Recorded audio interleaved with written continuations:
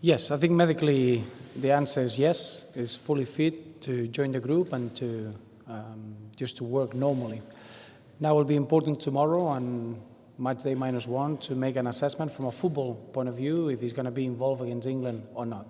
He's part of the 23, and I think now we're working a little bit more specific to try to get him back into the level that he needs to play. Medically, he's fully fit. He's completed now two sessions with the group with no reaction, and I would say that Thomas Vermaelen is exactly in the same boat. He was on the bench against Tunisia, and medically he was fit then. I think now we're going to assess tomorrow if he's going to be involved against England. Okay. You have 3 players with a yellow card. Is it too risky to let them play against England? What's your point of view? Yes, it's something we're going to take in consideration. I think it's important that the first objective was qualifying. We've achieved that. And now we need to look into our squad and make it as strong as we can. When you say making it as strong as you can is looking after the situation of the suspensions, looking after the situation of the individual physical condition. And that's something that we're going to develop over the next 48 hours to make sure that the game against England is a game that we want to perform well.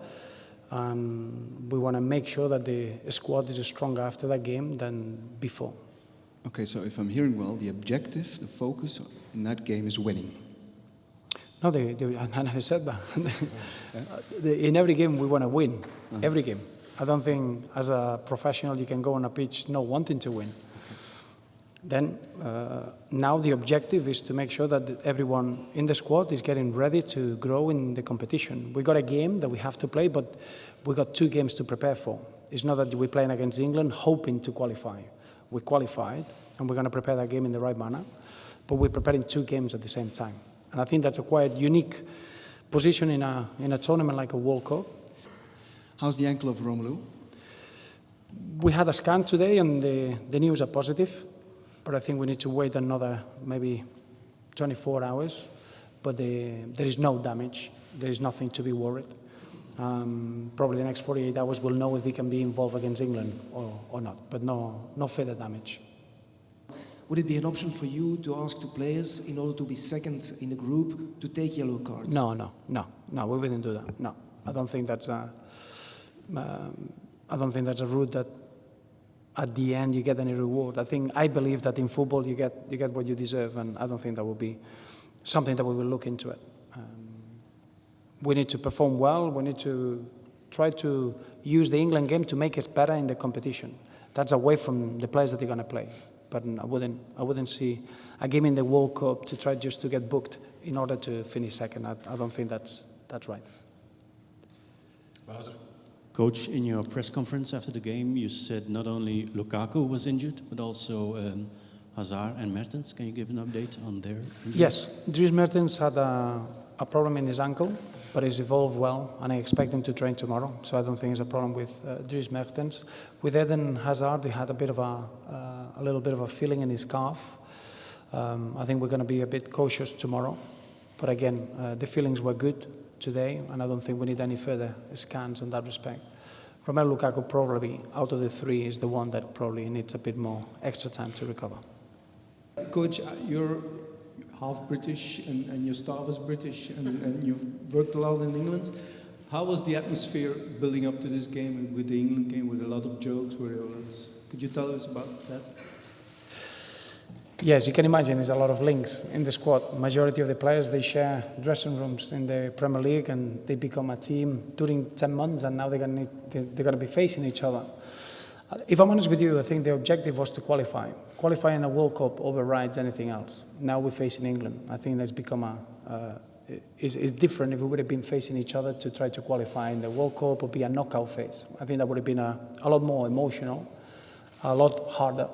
You're happy that it's not the case? No, because I think it's a game that we can both celebrate and we can both enjoy the first 2 games that we had in the World Cup, and I think there is a lot of good sensations in both camps, in both nations, going into the knockout phase.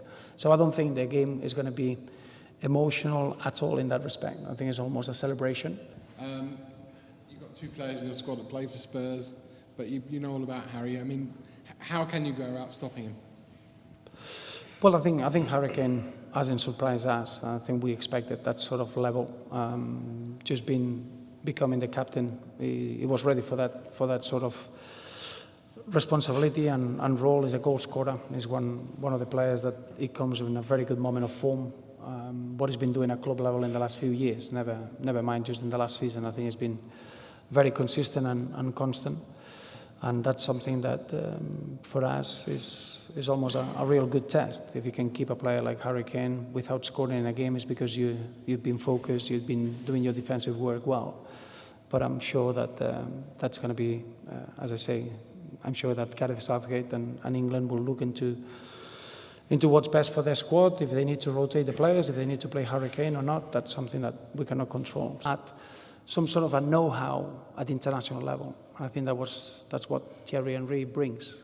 As a player, he's achieved everything. I think he's someone that he can understand what the player needs in those key moments that you're going to feel on the expectations and you have to perform when the whole world is watching. And I think that's what Thierry is brought, a meticulous approach of being able to understand the player and the feelings and almost anticipate how the player is going to feel.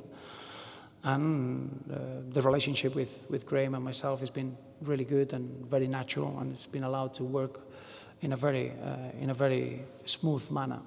But I would say again that the experience that he has at international level, winning a Euros, winning the World Cup, being a player that he had to perform on the pressure and on the huge expectations is something that is a big asset to have in our coaching staff.